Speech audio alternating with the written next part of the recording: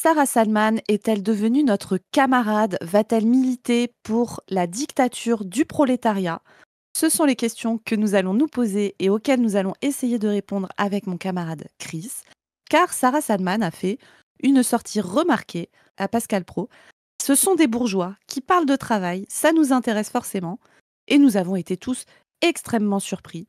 François Ruffin a-t-il réussi à retourner une des pires bourgeoises de France sur la question du travail? Regardons tout ça. Comment vas-tu, Chris?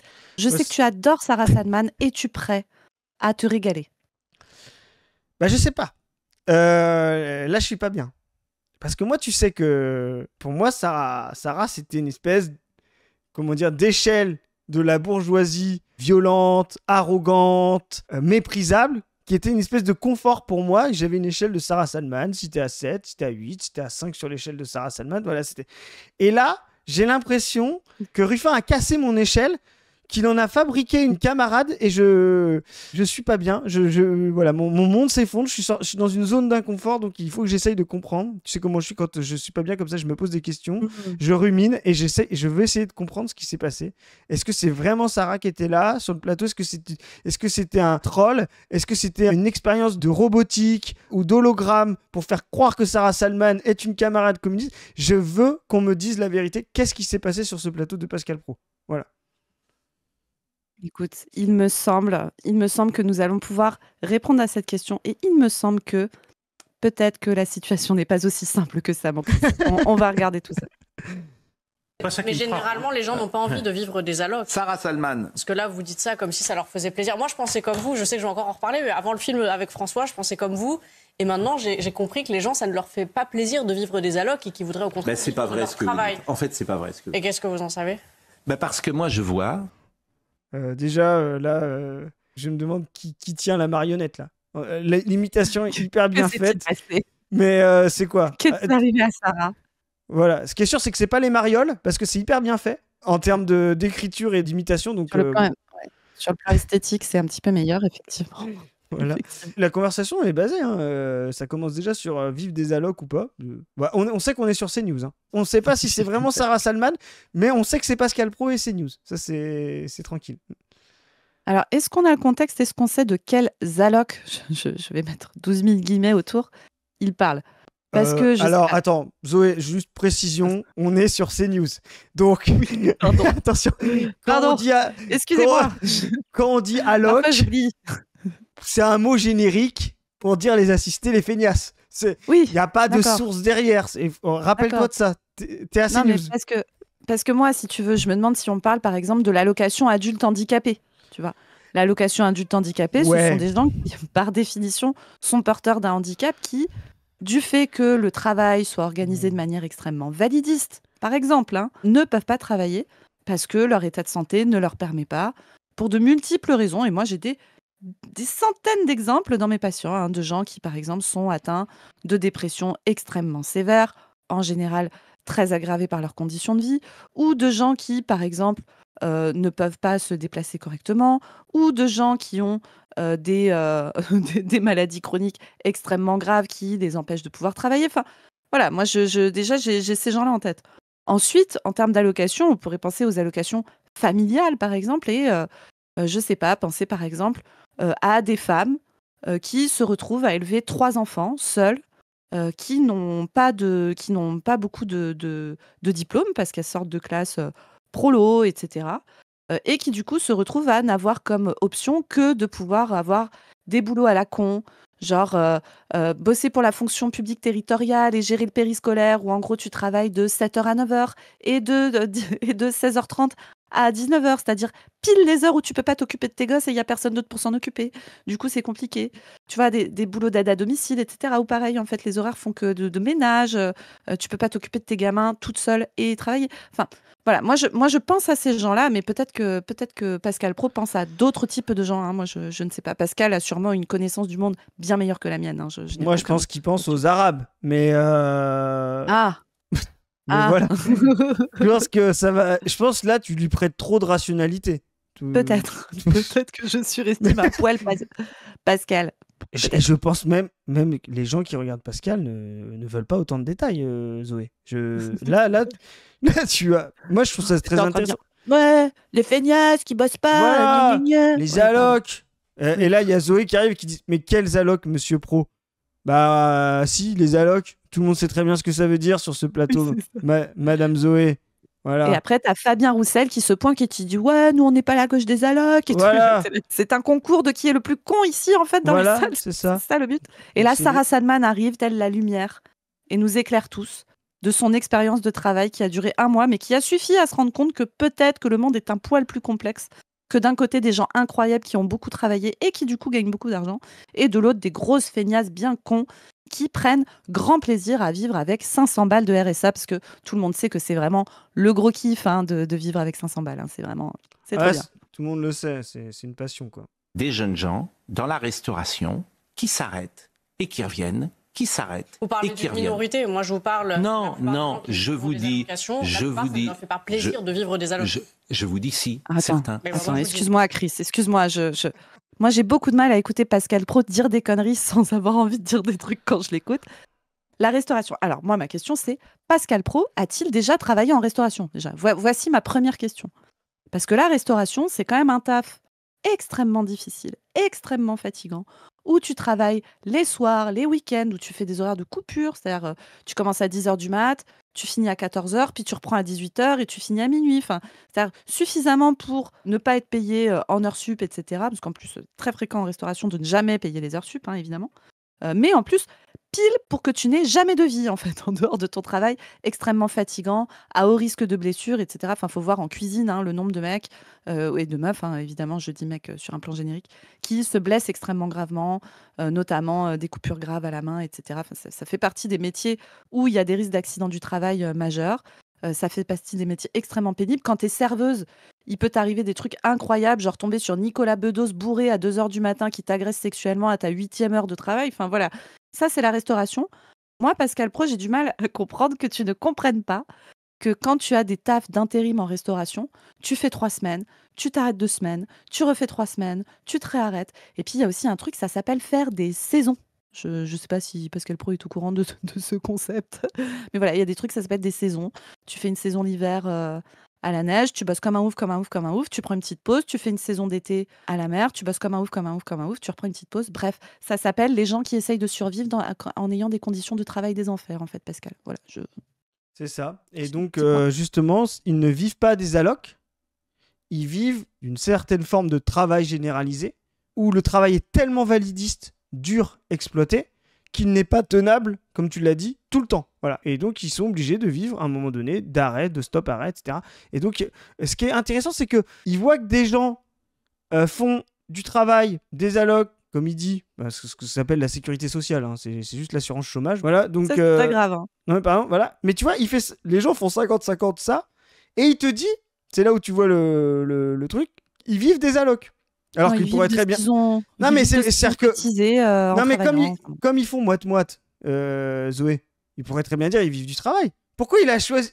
Les gens vivent à la moitié de l'assurance chômage et à la moitié du travail. En réalité, vu ce qu'il faut aujourd'hui pour avoir ces droits et qui sont de plus en plus attaqués, justement pour pouvoir encore surexploiter ces gens-là dans les métiers dont on vient de parler, ils pourraient très bien dire bah non, ils vivent de leur travail. Bah non, il a choisi de dire qu'ils vivaient des allocs. Ça veut dire qu'il nie carrément que pour pouvoir avoir ces droits-là, les gens ont travaillé entre les deux, donc fournissent du travail. Et du travail extrêmement exploité. Donc je vous le dis clairement, même quand vous êtes serveur ou ouvrier à l'usine, même si vous faites 6 mois de travail, 6 mois d'assurance chômage, vous avez produit 6 fois plus de plus-value que Pascal Praud. Hein. Je vous le dis clairement, ça veut dire que même déjà, vous avez fait 3 mois et 9 mois d'assurance chômage dans une usine, vous avez fourni de la marchandise et de la plus-value pour la société de manière bien plus importante que ce que Pascal Praud fait dans toute l'année, voire même dans... Allez, à vue de nez comme ça, le graphique me dit dans l'oreille, 3 ans de Pascal Praud, quoi. Voilà. C'est vraiment honteux, parce que les gens qui gagnent le moins dans ce pays, qui sont le plus violentés dans ce pays, le plus exploités, c'est-à-dire donc les gens qui ne peuvent pas supporter cette pénibilité au quotidien, sont ceux qui font tourner la société et qui, justement, surfabriquent de la marchandise. pour que des gens comme Pascal Praud les insultent à la télé. Voilà, c'est littéralement le monde dans lequel on vit. Et donc Sarah Salman faisait partie... C'est trop bien. Je vois pas pourquoi il y a des gens qui veulent faire la révolution, ça tourne tellement bien, quoi. Mais tu vas voir, en fait, Pascal a une théorie sur ça. Bah oui, mais c'est pour ça qu'on parle, c'est parce qu'on n'est pas d'accord. Qu'est-ce que vous voulez que je vous dise ? Je vous ai déjà dit, mais moi, je vous parle de la majorité je des vous ai personnes déjà dit, Sarah, perçoivent- avant 30 ans, plus de chômage. Mais ça veut rien dire de dire avant Si, 30 ans plus de chômage. si. Ça veut dire que vous dites pourquoi 30 ans, pourquoi pas 35 Parce que t'es jeune, avant 30 Sarah ans, Bazet. c'est une mesure de bon sens. Non, c'est Et une mesure déjà qui est infaisable. Mais et si, en plus de mais- ça, qui n'a pas de sens. Pourquoi Elle a avant un 30 ans sens. et pas avant 35 ? Mais je vous répète, parce que c'est pas la même chose. Justement, on est jeune, on a de l'énergie beaucoup plus, on est... Alors, avant 30 ans, on a de l'énergie. Voilà. Ok. Donc, Pascal. Pascal, tu es journaliste. Voilà, enfin, je veux dire, Pascal, ton taf consiste à t'asseoir 2 heures par jour pour dire des trucs de facho à la télé, payé extrêmement cher. Enfin, je comprends que toi, tu aies l'impression. Tu sais, ça, c'est vraiment un truc de bourge aussi.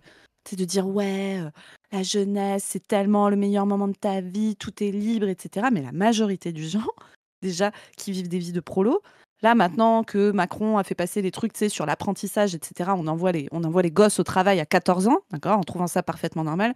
Je me permets de rappeler que les gosses, en général, ils sont envoyés sur des chantiers, etc., c'est-à-dire sur des boulots qui sont à risque de mort au travail et d'accident du travail grave énorme, et que plus les enfants sont jeunes envoyés au travail, plus ils sont à risque de se blesser gravement ou de mourir au travail. Récemment, il y a un jeune garçon de 15 ans qui est mort sur un chantier. C'était il y a quelques semaines. Et plus ils sont jeunes, plus ils sont à risque. Ces gamins-là, quand ils commencent à travailler, ils font des boulots en général où ils travaillent avec leur corps, qui sont des boulots très difficiles. Et donc, à 30 ans, moi, je vois en consultation des mecs qui sont déjà flingués physiquement. Chez moi, il y a beaucoup de gens qui bossent dans des abattoirs où tu peux être payé à la tâche. Et donc, si tu travailles très vite et très fort, tu es payé très cher. Enfin, très cher. Aux yeux de Pascal Praud, ça serait à peine suffisant pour commencer à pouvoir payer ses frais de chauffeur. Hein. Mais pour des gens qui n'ont pas beaucoup de revenus, qui ont eux-mêmes des parents hyper prolos et tout, quand vous tapez des 2000, 2005, 2007 à 20 ans, eh ben vous êtes hyper content parce que c'était inespéré pour vous. Et donc, vous avoinez, vous vous dites exactement ce que dit Pascal Praud, là, c'est-à-dire, ouais, c'est le moment où je peux taper fort, etc., où je peux y aller comme un dingue. En général, ça permet d'essayer d'avoir accès à la propriété en ruralité. C'est beaucoup ça qui est fait par les gens prolos chez moi. Les maisons coûtent pas très cher. Il n'empêche qu'avec un SMIC, tu peux pas te les payer. Donc, si tu fais des gros salaires en début de carrière professionnelle, tu peux avoir accès à un prêt immobilier, tu peux t'acheter ta maison et donc essayer de te mettre relativement en sécurité pour ça. Sauf que du coup, moi, c'est des mecs que je vois, mais qui à 25 ans sont niqués.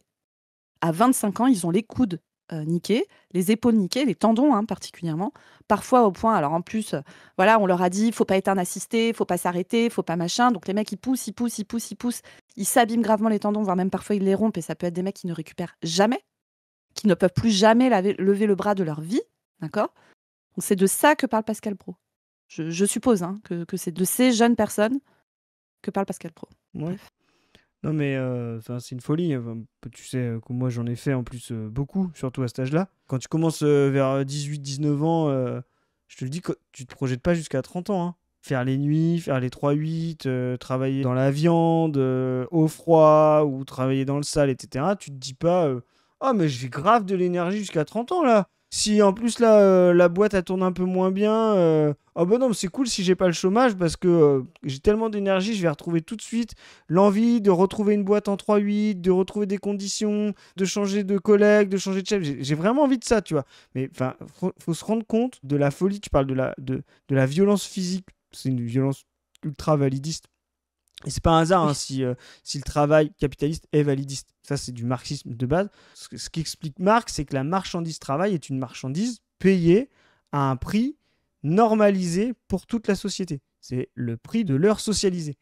Donc, de fait, les capitalistes, pour faire de la plus-value, doivent la payer le moins cher possible. Et le moins cher possible, c'est toujours un ratio. C'est combien tu la payes, combien elle produit en face.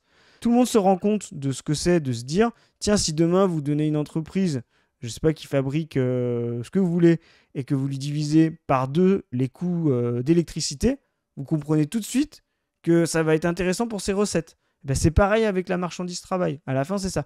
Donc, de fait, elle oriente l'humanité concrète, les prolétaires, vers un maximum de productivité. Donc, elle va détester les gens qui sont plus lents, les gens qui mettent plus de temps à être formés, les gens qui mettent plus de temps à faire des tâches physiques, les gens qui ont besoin de plus de récupération. C'est ça le validisme du travail. C'est extrêmement concret. C'est pas une discrimination arbitraire, etc. C'est une nécessité matérielle du capital. Le capital ne peut pas se contenter, ne veut pas de force de travail qui ne rapporte pas. Et encore plus en période de crise, c'est sa seule variable d'ajustement. Et là, on est en période de crise, donc ils vont violenter le travail jusqu'à j'espère jusqu'à la révolution, mais en tout cas jusqu'à ce que Sarah Salman se révolte, et ça a l'air de marcher en tout cas. C'est déjà un bon début. Et, comment dire, au tout départ de la vie professionnelle, il y a du job partout, partout. Il y a du job, et ceux qui effectivement n'en prennent pas, avant 30 ans je parle, bah effectivement ils peuvent le un seuil arbitraire à 30 oui, ans, et c'est donc, arbitraire. donc ça n'a pas de sens. Si, bah... Et juste une petite pression là-dessus, quand il dit il y a du job partout, c'est intéressant parce que on avait eu ce débat là quand j'avais dit d'aller à Oui, toi t'as dit à Linguisticae de traverser la rue et d'aller chez Manpower. Ouais, explique-toi, camarade. C'est ça. Mais c'est extrêmement intéressant parce que c'est exact, il ne comprend pas que ce qu'il déplore avant est le fait qu'il y ait des possibilités justement de faire des tâches comme ça. En fait, ce qu'ils ne comprennent pas, c'est que les tâches dont il parle sont tellement violentes et physiques qu'elles ne peuvent pas être fournies en CDI ou en durée long terme. Donc, il y a littéralement 3 ou 4 personnes pour cette tâche-là qui se relayent. C'est-à-dire, vous le faites une semaine, après vous passez une semaine en assurance chômage, ou des fois même sans solde. Il y a des gens qui se mettent sans solde, etc. Pendant que c'est un autre intérimaire qui la prend à votre place, etc., etc., etc. Pourquoi ? Parce que il est impossible de faire ça toute l'année. Donc quand il dit précédemment, il y a du job partout, les gens cherchent, c'est justement parce que ces tâches-là ne sont pas tenables par une seule et même personne en CDI à temps plein de manière permanente. Donc il vient de déplorer quelque chose et maintenant il nous dit qu'il y a du job partout. En réalité, c'est exactement la même chose. Il faut qu'il y ait 3 personnes pour fournir ces tâches-là parce qu'elles sont insupportables pour une seule et même personne. Donc entre les deux, eh ben, il faut de l'assurance chômage. Et ce que fait les politiques que M. Pro soutient, de la droite et de l'extrême droite, c'est de faire en sorte que l'assurance chômage soit encore plus restreinte, justement pour que ces gens puissent les faire de manière permanente, encore plus violentée, encore plus exploitée. C'est-à-dire que, au lieu d'en payer 3, vous en payez 2 à l'affaire, quoi. Voilà. Je sais pas si c'est très clair ce que j'ai dit, mais voilà. Donc ça veut dire qu'effectivement, il y a des missions d'une semaine très faciles à trouver, mais vous allez voir quand vous allez les faire. Je disais ça pour Linguisticae qui voulait qu'on paye ses factures avec une cagnotte, mais quand vous faites ça, vous vous rendez compte de la violence, de l'énergie que ça dépense, et du fait que ces travaux-là sont intenables et que cette organisation de la société est intenable. Exactement. C'est arbitraire, mais c'est comme la retraite, c'est aussi arbitraire. Et puis la majorité, c'est arbitraire, 18 heures. Pourquoi est-ce qu'on ne peut conduire qu'à partir de 18 ans ? Vous parlez de travaux extrêmement pénibles et vous dites ça, oui, ils n'ont qu'à faire ça. Non, avant 30 ans. Avant 30 ans. Aller travailler à l'usine, c'est quelque chose de pénible et il y a des gens qui souffrent de leurs conditions de travail. Mais c'est pas vrai ce que vous dites. Allez travailler à l'usine, vous verrez. Les gens, comment dire, vous avez un rapport de... Elle essaye de me séduire, je pense. Mais oui, c'est ça, elle a envie de te pécho, Chris. Ça se voit. Ça se voit. Je suis sûre. Ou alors, elle regarde la pas du team. Ouais. Coucou Sarah, j'espère que la transition politique se passe bien. Écoute, nous, on est pour la transformation des gens. Alors, 2 conditions. Arrêter d'être une énorme droitarde, arrêter d'être une énorme sioniste. Et ensuite, on te prend avec nous, de notre côté des barricades, et on va abattre le capitalisme ensemble, Sarah. Come on. T'inquiète, on t'invite. Oui. On t'invite, mais tu peux venir quand tu veux, Sarah, nous expliquer ça. Mais c'est marrant, t'as remarqué, toi tu dois voir ça, t'as remarqué que même physiquement, alors je sais pas si c'est la phrase, même physiquement elle est un peu changée. Elle est moins, je sais pas comment dire, bourgeoise bling bling, tu vois ce que je veux dire, un peu... Elle s'est décolorée les cheveux moins clairs, Chris. Je pense que c'est ça. Je sais pas, mais... Non, mais sa chemise coûte quand même très cher, son collier aussi. Ouais, non, mais je sais pas, mais je la trouve... Je te le dis. Je sais pas, peut-être c'est... Voilà, je suis... Non, mais peut-être un côté un petit peu plus... Alors après, voilà, c'est... Tu vois que de cheval, voilà, je sais pas, mais voilà, j'essaie de...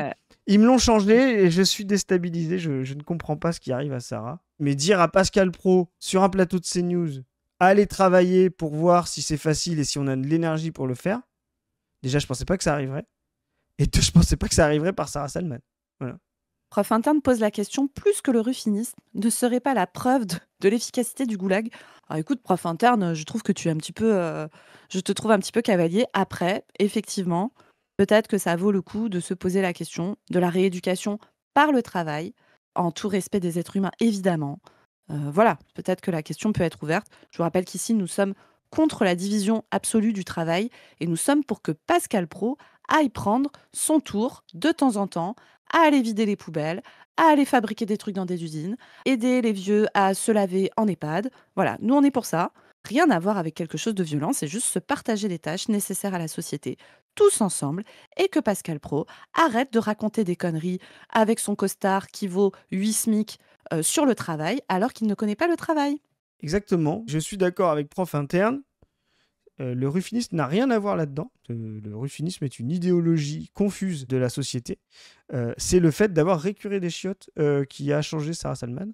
Et ça aurait pu passer par n'importe quel intermédiaire, sauf Ruffin. Alors, on va peut-être être gentil avec Ruffin pour dire que oui, c'est lui qui a fait le trajet. Voilà, peut-être qu'il l'a pris dans sa voiture pour l'emmener travailler. Donc, peut-être qu'il a fait cet intermédiaire-là, François Ruffin.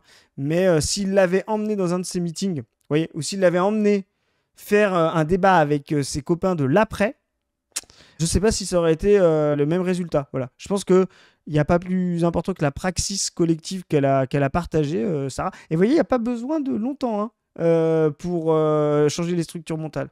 Là, aujourd'hui, elle est outrée par ce que dit Pascal Praud, ce qui était littéralement son discours à elle avant. Hein. C'est assez hallucinant. Oui, elle avait dit, elle avait notamment eu une sortie où elle expliquait que voilà, il y avait des gens, ils s'arrêtaient pour rien, que elle, comme elle est avocate de formation, elle va plaider quand elle a un rhume et ça va et tout. Et bon, on avait envie de dire, alors Sarah, une tendinite d'épaule n'empêche pas de plaider, mais ça empêche de monter des murs quand on est maçon.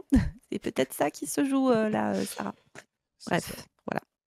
Les gens qui travaillent à l'usine, non, chère madame, ils sont très fiers. Ce que vous dites, c'est horrible même. Non, c'est horrible. C'est un rapport de classe. Tout le monde n'est pas avocat. Il faut sortir de son plateau de télévision et voir que dans les métiers il y a des gens qui souffrent. Ils sont très fiers. Ils ont une appartenance parfois, croyez-moi, une appartenance de vouloir travailler. Et ce que vous dites, c'est un mépris. C'est faux. Allez travailler à l'usine de poissons, vous levez à 4h du matin, on verra s'il y a un sentiment d'appartenance. Non, c'est faux. C'est un métier alimentaire pour gagner 1 200 €. Bon, là, je suis redescendu là. Ça fait plus de câble. Vas-y, Chris, je te laisse y aller, après je l'insulte. Vas-y, commence. Normalement, c'est l'inverse, ça. Mais non, mais là, c'est une folie. C'est littéralement une folie. Là, on a vraiment le retournement du bourgeois, là, Pascal Praud, qui nous explique que Sarah Salman, quand elle explique la violence qu'ils subissent, font ça justement pour survivre de manière alimentaire. Et lui vient dire « Ah, mais vous, c'est un mépris de classe que vous dites ça, parce qu'en fait, les gens sont contents de ce qu'ils font. » Et vous voyez, là, on est vraiment dans la fausse conscience bourgeoise, celle qui se raconte que les gens, les ouvriers, parce qu'ils ont quand même un sens collectif, qui, contrairement aux bourgeois comme lui, comprennent qu'il faut absolument produire, fabriquer de la marchandise pour que la société tourne, ça ne veut pas dire qu'ils sont fiers de ce qu'ils font, qu'ils trouvent qu'ils le font dans des bonnes conditions, à des bons niveaux de salaire, etc. Et lui, il inverse le truc. Il fait croire que la conscience des travailleurs, qui est bien supérieure à celle des bourgeois, c'est-à-dire le fait de savoir que le monde se produit concrètement par le travail, les travailleurs ont cette conscience-là, il fait croire que ça, en fait, ça veut dire on accepte nos conditions et on est très content d'être des ouvriers au SMIC, violentés par des petits chefs, des managers, à avoir le dos cassé avec des horaires de merde, etc. Et bien ça, c'est une violence absolue sur ce qu'est la conscience de classe des ouvriers. Et c'est vraiment ce qu'on a dit dans d'autres capsules, c'est vraiment un moyen, la fausse conscience bourgeoise, de dormir tranquille pendant qu'ils exploitent des gens, pendant qu'ils vivent au crochet de gens qui travaillent la nuit, qui travaillent H24, qui travaillent le matin tôt, qui travaillent tard le soir, etc.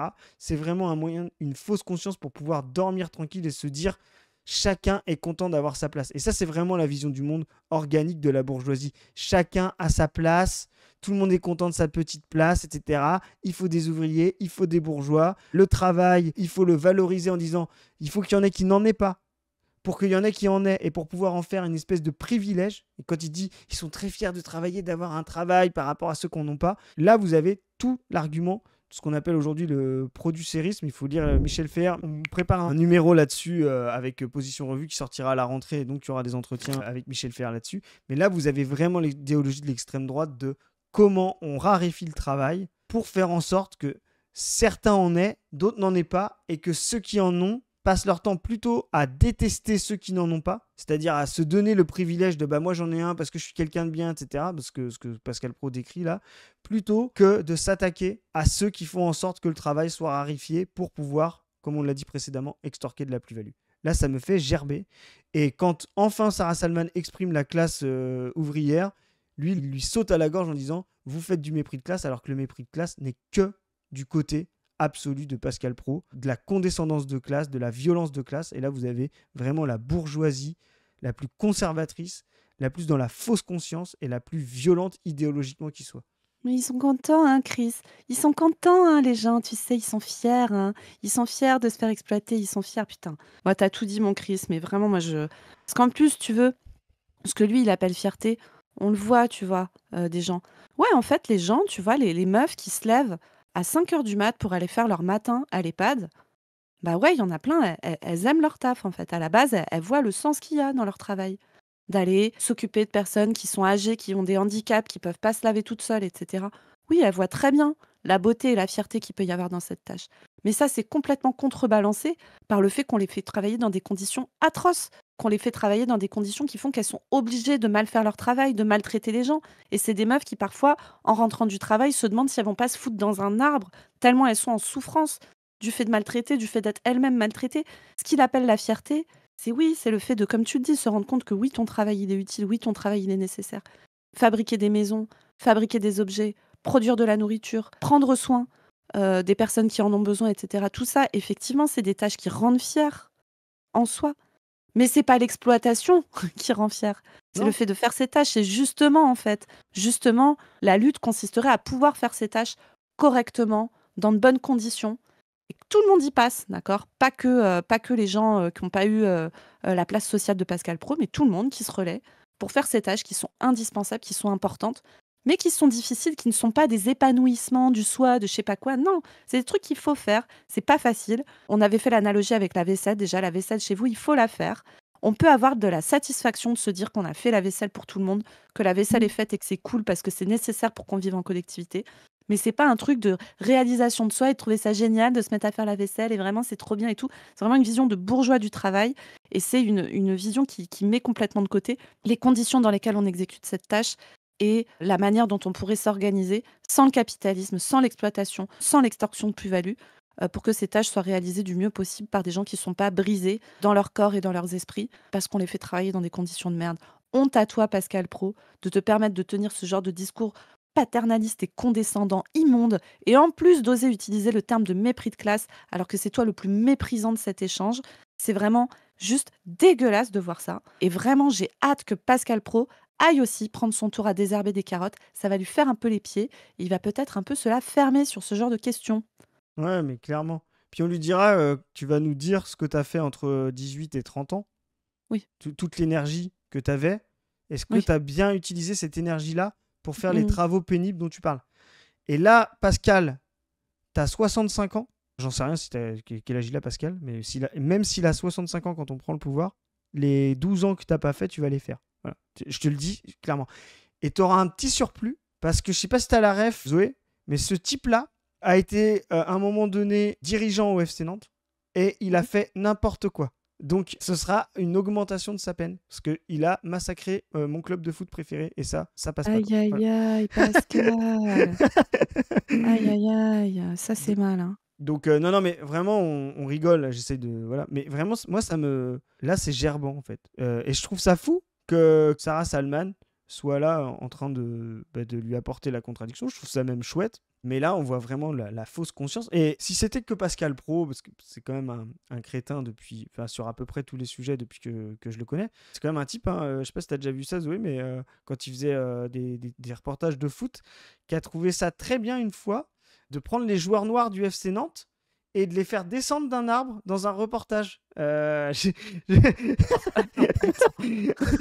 je peux le trouver, ça. Attends, quoi je... Putain, je m'attendais pas du tout à ça. Et les gens qui pensent que Pascal Praud a changé, parce que voilà, c'est un type, au début des années 90, il a fait un reportage au FC Nantes, parce qu'il est fan du FC Nantes. C'est un truc que je partage avec Pascal Praud, c'est pas tous les jours facile. Je partage ça avec Pascal Praud et François Bégodeau, donc c'est pas, voilà, ma vie est pas simple. Mais il a appris des joueurs du FC Nantes, il les a mis dans un arbre, et puis il s'est dit tiens, on va mettre des joueurs noirs dans un arbre, puis on va les faire tomber de l'arbre, et puis on va les filmer comme ça. Voilà. Mais pourquoi pour que ça soit drôle? Enfin, c'est pourquoi Quel était l'objectif? C'était un objectif d'humour ou de... C'était quoi? Même pas. C'était pour lui, D'accord. c'était une mise en scène. Ok. Quoi. Donc, Ok, d'accord. Bon. Voilà. Donc, Alors, pour conclure, si tu veux, mon Chris, j'ai sous les yeux le wiki de Pascal Praud. Donc, on va faire un tout petit point sur qu'est-ce que faisait Pascal Praud entre 18 et 30 ans, au moment où il était plein d'énergie, où il aurait pu aller prendre son tour de 3-8 à l'usine. Qu'a-t-il fait? Alors déjà, Pascal Praud est le fils du directeur régional d'une société de fourniture de bureaux. Voilà. Ensuite, de ses 16 à ses 19 ans, donc là, il y a un an. Des boîtes d'agrafes Sûrement. Ou des boîtes de papier, c'est lourd le papier. Quand sûrement. Entre 16 et 19 ans, il est élève au Conservatoire d'art dramatique de Nantes. Il y conserve depuis une passion pour la littérature et le théâtre. Ouais. Donc très bien. Bon là déjà, ça fait un an. C'est des trucs que moi, tous mes collègues ouvriers faisaient. Oui, évidemment. Comme ils avaient beaucoup d'énergie, voilà. à 18-30 ans, ils faisaient ça. C'est ça. Ensuite, il a été licencié en droit de la fac, puis il a fréquenté les bancs de l'école supérieure de journalisme, mais sans obtenir de diplôme. Bon. Et puis ensuite, en 88, donc à ce moment-là, il a 24 ans, parce qu'il est né en 64, Pascal Praud. Et à 24 ans, il commence sa carrière à Téléfoot, aux côtés de Thierry Roland. Voilà, en gros. Jusqu'en 2008. Après, il est chargé de com et de marketing au FC Nantes, tu nous as raconté, c'est vachement bien. Et puis ensuite, depuis 2010, il retourne à sa carrière d'animateur. Bref, tout ça pour dire que c'est un petit peu facile, quand on a eu cette vie, particulièrement entre 18 et 30 ans, de venir donner des leçons à la terre entière sur le rapport qu'on a au travail. Écoutez, sur ce, les amis, nous allons continuer à lutter pour que des mecs comme Pascal Praud ne décident pas de trucs, parce que c'est quand même mieux quand ce genre de mec ne décide pas de choses. Pour terminer, vous pouvez déjà profiter de notre nouveau générique de fin qui est absolument magnifique. La chanson a été faite par Bouche Carrée. Merci beaucoup à elle de nous avoir prêté sa voix pour ce merveilleux générique de fin dont on espère que vous allez vous régaler. Vous pouvez vous abonner à cette chaîne, vous pouvez aller lire la revue Position Revue qui vous propose à vous tous de partager vos expériences de travail qui s'appellent les chroniques de l'exploitation.